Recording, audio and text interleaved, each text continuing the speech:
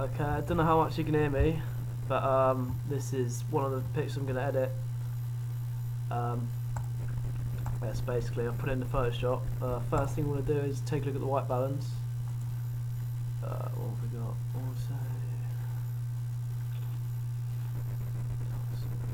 fluorescent, a bit too much.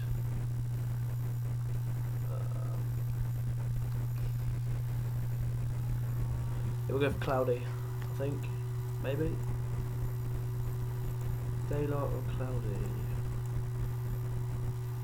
I'm gonna go for. I'm stuck.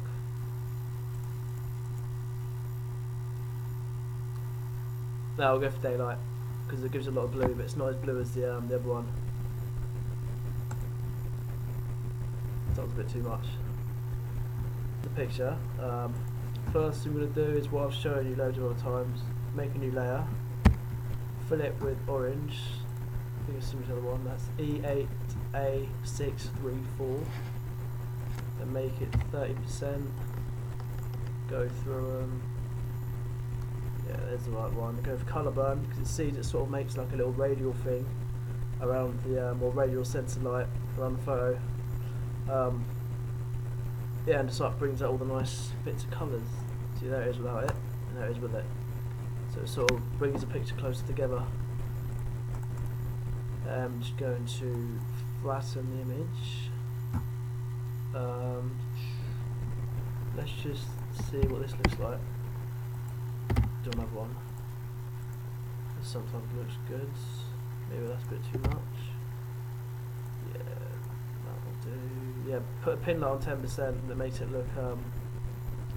Well, it makes it look a bit older, a bit more dramatic. Just adding more depth to the image again. Okay, for me, duplicate the layer and then press Control, Shift, Alt, and B, and that brings up this little window. It's quite handy. Yeah, so I'll just go through these and see which ones I like. Infrared's quite nice. This isn't going to be a final thing. This is just sort of to edit the picture a bit more. Turn up this a little bit. Yes, I've got that, and you can see it's. What has it already done? Yes, it sort of brought up all the textures on the block of concrete, and some more in the sea, noticeably like in the middle of the picture. What we can do with that is just use what is taken out and put it into another layer. Style. Colour dodge looks quite nice. Ooh, so does overlay. Vivid light's quite good. I think it might be one of those. Bit extreme, but yeah, we'll go for vivid light. I think with 30% opacity. Yeah. Okay, now I'm just going to select the whole thing, deselect it, just copied it. Now go on to HDR toning. We get this lovely thing. What should I do with this? Turn the gamma down, exposure, a little bit more detail. Yeah, you can see what that's done. It's just pretty much like overexposed some of it. Brought out a lot more of the textures, which is what I want. Yeah, I'm not going to use this. I'm just going to use what it's done in the same way I use the black and white layer, because it sort of just adds more depth, a bit more detail, as I've said, and a lot more light, which is obviously what you want. So I'm going to copy the layer I had before, put the HDR layer on top, delete the locked background layer, and then just put about this. Normally it's better to just leave it like the opacity, just have it on normal layer transition, but let's see what this looks like anyway.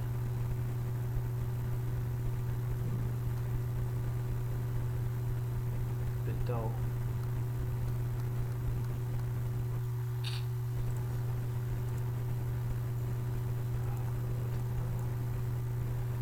What was it? Multiply. I think.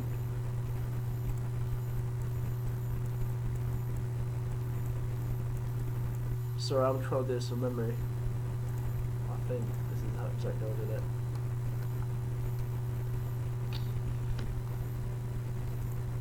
think lightened maybe. The one's good, but a bit too much. Overlay. I'm just gonna cheat and look at the original picture. That's fast. Oh, that's fine. Yeah, we're gonna use overlay. 44% and flatten it. Now I'm going to duplicate the layer I've got and do Control Shift B, which I think it does auto levels. So that just like sets up the colour up that I've added in, but yeah, don't want it like that. I just want to take a little bit from it again. So you can see it must be able to do it. I'm pretty much editing all my pictures in the same way so that they I just found like some of it works, so I thought why not use it. That's right. Just making sure it's not too grainy from the HDR. You can see a few blotches there, you see that. I'm on my dirty lens, which I do need to clean. But yeah, so after that, my crop tool's not working actually. For some reason, I'll just show what happens. Let's just see, I cropped it about there. Yeah, so it does that, but I'll use this instead. Someone's playing nice loud music. Crop that. Yes, there's the final image. I don't know if you can see these little blotches, but I'll just show I've got rid of them. Select a little area, move it out, select another area, move it out, and again, and one more there. This that takes about 5 seconds to edit that last little bit out. Yeah, there's the final image. That's what it looked like before, so obviously there's a lot of improvement.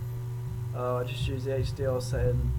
I keep saying this over and over again, repeating myself. It just sort of yeah, brings out all the different textures, lightens the image up, and just gives it loads more depth. It just sort of, because I mean that just sort of looks a bit pathetic to me. I don't know if that's the best word to describe it, but yeah, there we go. There's my first talking video. I might do another one. Just hope I'm not interrupted again, but that's fine. I'll see you later.